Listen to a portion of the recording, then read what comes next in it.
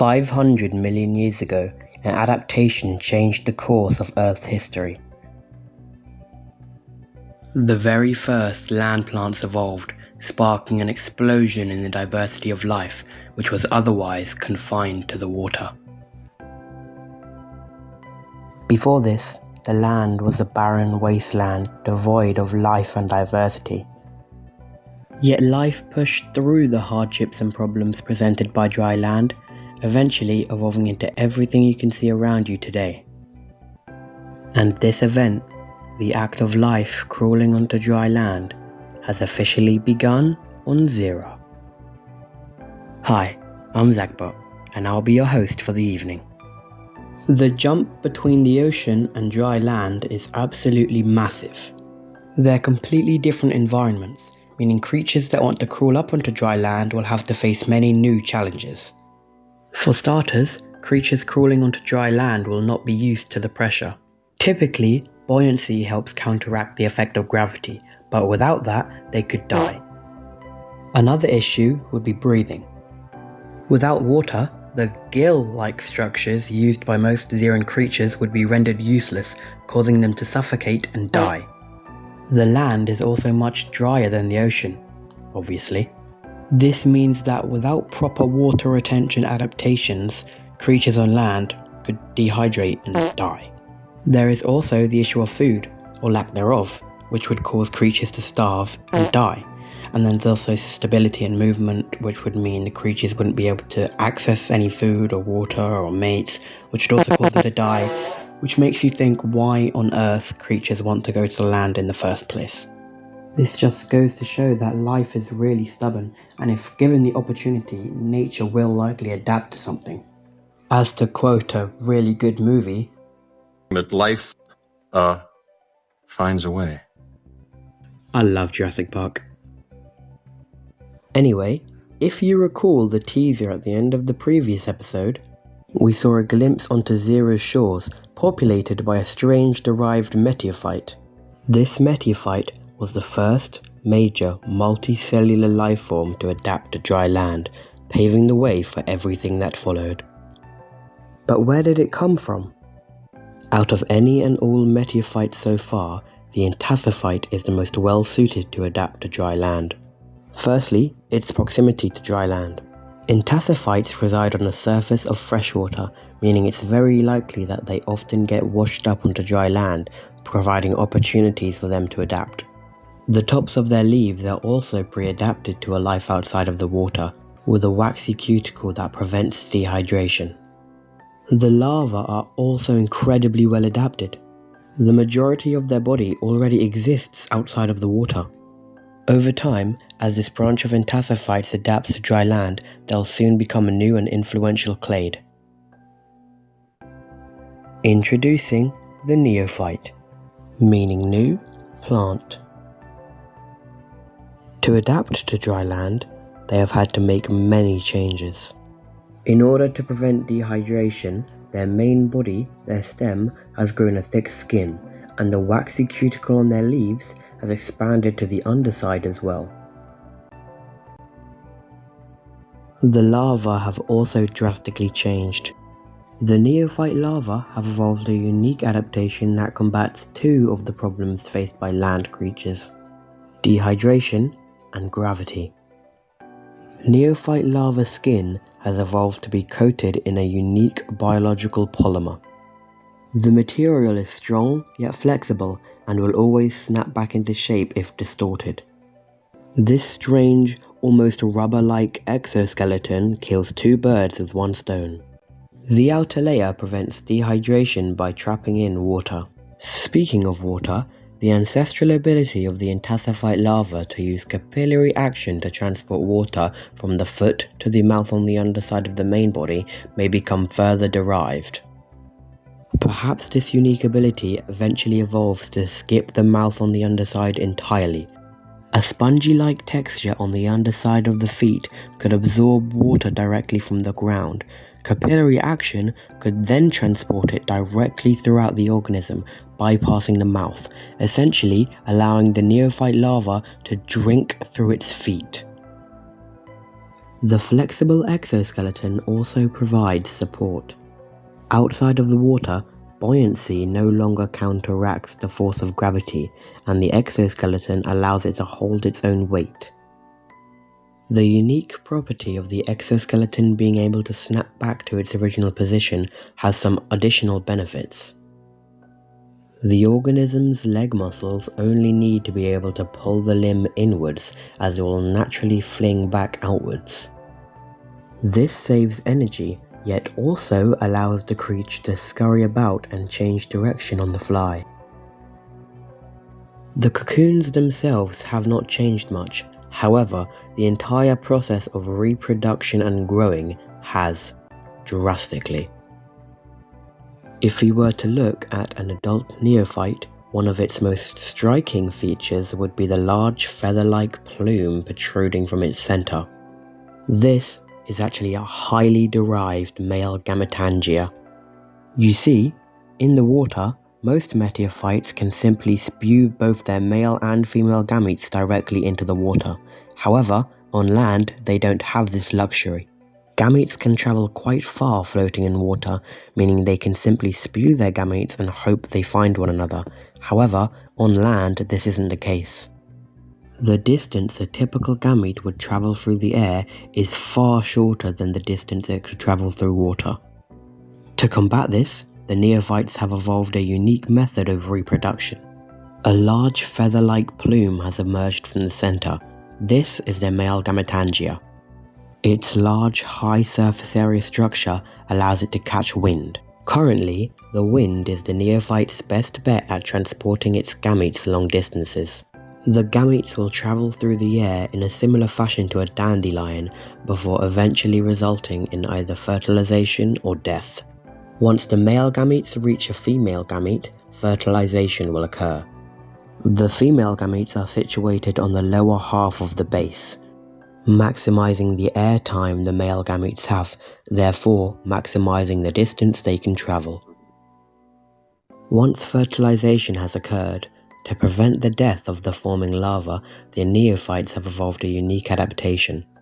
They will allow the larva to form inside of them. After fertilization, small bulbs will appear on the surface of the parent plant. On the inside of the bulb is a developing neophyte larva, suspended in some sort of amniotic fluid. This fluid provides nutrients to the growing larva, similar to the yolk of an egg. And finally, once ready to hatch, the larva will break out of their bulbs, spilling the remainder of their fluid everywhere, and they will begin their journey. The larva will then begin scurrying around, consuming any detritus they can find, and once they find a suitable spot and have gathered enough nutrients, they will form a cocoon and then hatch into an adult neophyte. Here, they will continue to grow, anchoring themselves to the substrate with roots, absorbing minerals from the soil, and photosynthesizing using their leaves, continuing the cycle over and over again. And once they mature into fully grown adults and it's time for reproduction, they will begin to spew their gametes. Neophytes are actually simultaneously hermaphroditic, which just means they have both male and female gametes. Pretty cool, huh? As time passes, the neophytes will eventually convert what was once a barren, rocky wasteland into a teeming blue grove full of life. And this new habitat will draw in a few new creatures. Slowly, a buildup of organic matter may accumulate along the shoreline. This may have already been present, as dead animals would have washed up on the shoreline, only being decayed by microorganisms. However, the introduction of the meteophyte may have increased this drastically. Perhaps this may cause some of the ancestral fungi like Aporinatu to adapt to dry land. Introducing the scalitarian, meaning mushroom worm. After making landfall, the scalitarian have made many adaptations that set them apart from their oceanic ancestors, the Aporinatu. For starters, their skin is much thicker to prevent desiccation. Their thicker, pigmentless skin gives these fungi analogues a ghostly white appearance. The life cycle of a scalitarian is quite a unique one. having adapted to dry land has made them change in some unimaginable ways. Let's start with the reproduction. The adults spew both male and female gametes from their leaf-like spore bulbs.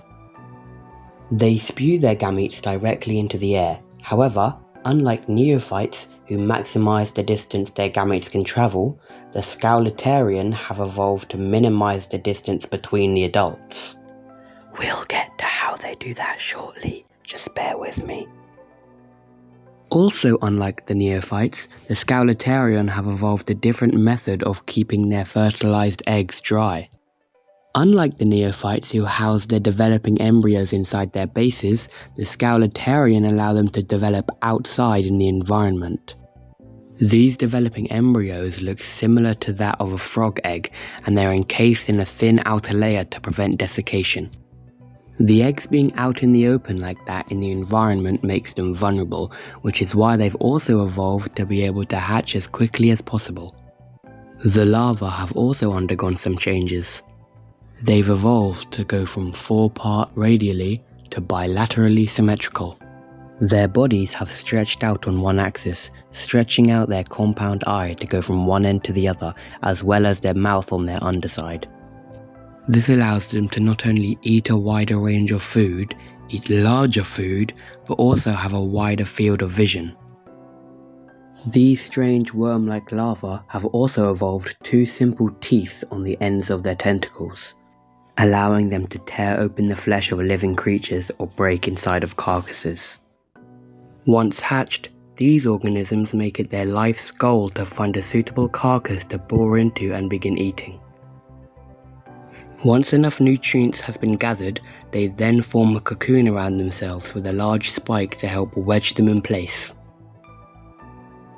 Inside their cocoon or seed, they then undergo metamorphosis and sprout as an adult.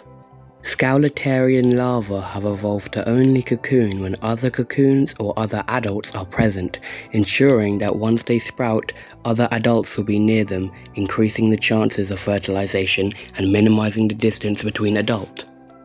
This means that you'll rarely ever find any scalitarian larvae or adults by themselves, as they'll always be either finding or in a large group. So in summary, the scalitarian begin life as an external developing embryo before hatching into a 2-sided flesh-boring worm, before cocooning into a hard, spiky barbed seed, before metamorphosizing into a sessile, fungy, weird, pale plant thing. My own creations scare me sometimes. Now, the land has gone from barren to being full of diversity. It's populated by strange plants, fungi, insect and worm-like creatures alongside their seeds and their eggs. And this developing ecosystem may finally get to the point where true animals can conquer the land. Much like how some entacophytes were better suited to adapting to land than others, I believe the same is true for the trichinoid descendants. One of the animals I believe is the best suited to adapt to land is the coiloneru. This snail-like freshwater clade has already evolved ways to spend periods of time outside of the water, so a logical next step would be it evolving to spend longer periods of time on dry land, eventually evolving to live outside of the water entirely. Introducing the Avgophorias, meaning egg carrier. The first true land animal. To live a life on dry land, the Avgophorias has made many new and unique adaptations. To cope with the air, the Avgophorias' respiratory system has become heavily modified. However, in order to discuss this, we must discuss the history of ZIRA and respiratory systems as a whole. All spoculospondylids, that's organisms in this clade, have evolved to separate 2 out of their 6 openings for respiration.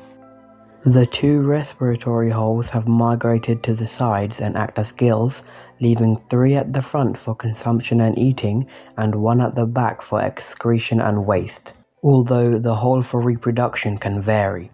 where most free-swimming speculospondylids release their gametes from their anus, while most benthic or crawling speculospondylids release it from their mouths. And this contrasts with the more primitive trichinoa relatives, which never made the distinction between all 6 openings, so they're all relatively multi-purpose. Well, the fossorial phodiostomes did separate 3 for respiration, but we're not talking about them right now.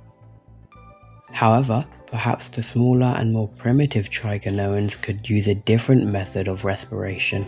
Perhaps some of the smallest and earliest members of this clade were able to passively breathe through their skin. This ability may have been proven quite useful, so perhaps some of the conchamids may evolve to retain this ability, eventually leading the Avgophorias, the first animal land dweller, to also possess this.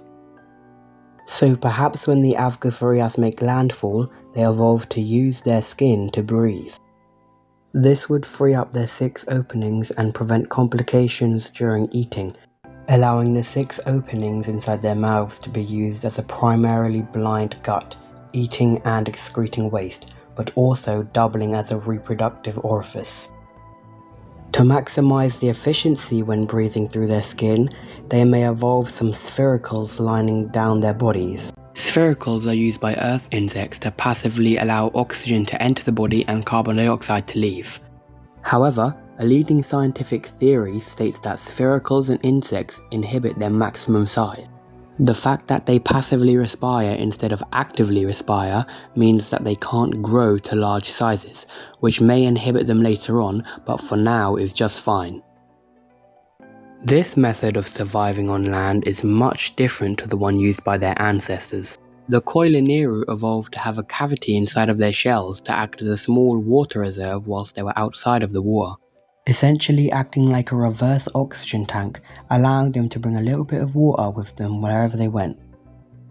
However, their landlubber relatives no longer need to do this, as they can breathe oxygen through their sphericals. This means that the Avgophorias have an empty cavity in their shells which could be used for an all-new purpose, solving an entirely different issue: reproduction. Due to being on land, the Avgophorias must reproduce using a cloacal kiss. This is where a male and female Avgophorias bring their mouths together, and the male spews his gametes directly into the females. Once fertilized, perhaps these eggs, instead of being released out directly into the environment like in the water, would travel up a small tube into the cavity in the shell. This cavity would be filled with a vitamin and mineral-rich fluid, providing nutrients to the developing young. Essentially, the Avgophorias carry a small nursery on their backs for their young to develop in, which is where they get their name, meaning egg carrier. This strange form of ovoviviparity, where the mother carries the eggs inside of her and allows them to hatch, but doesn't actually provide them nutrients directly through an umbilical cord-like structure, can be seen in many creatures across Earth, and also could be seen in the new neophytes from today's episode. Well, sort of. I think that's the closest we're going to get to defining how the neophytes reproduce, as there's not much like that on Earth. Last time I checked, plants didn't have little insect-like babies walking around, did they? The Avgophorias' shell cavity would only be turned into a womb-like structure in the females, meaning the males would likely have a reduced cavity, if a cavity entirely, which is a form of sexual dimorphism, where the males and females possess different characteristics besides just gametes. This would mean female Avgophorias would be larger, while male Avgophorias would have stronger, more denser shells. However, both of them would all have this pattern on their shells which mimics the neophytes' cocoons, protecting them from predators. Wait, predators? What predators? I hear you ask. Well, look no further to my little friend, the katakigus, meaning conqueror of the land. Stand ready for his arrival, snail. To compare to Earth, if the Avgophorias were insects, the katakigus would be tetrapods. These landlubbers descend from the freshwater Ischiropod, and their aquatic ancestors had set them up very well for adapting to dry land. But that's not to say they haven't made any adaptations themselves. The bony, jointed leg of the gyropod, previously evolved for allowing it to wade through shallow waters, has been repurposed and allows them to support their weight on land. The gyropod's powerful muscular legs has carried over to the katakigus, allowing them to do large frog-like leaps. This is far superior to the slow, snail-like movement of the Avgophorias. The gills of the gyropod, located just behind the shoulder, have also been modified into two simple nostrils. Due to being so far apart, each nostril is actually connected to its own independent lung, and whilst seemingly insignificant, by flexing the muscles used to push air in and out, they can actually create two independent sounds at the same time. Meaning the fact that they have two lungs allows them to make very complex chirps, calls, whistles and croaks. Here, take a listen.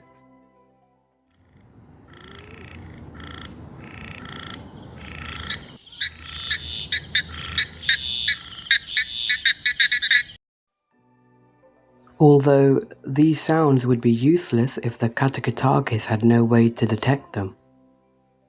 Underwater, vibrations are detected through lots of microscopic mechanoreceptive hairs. However, due to air being far less dense than water, these would be rendered near useless on land.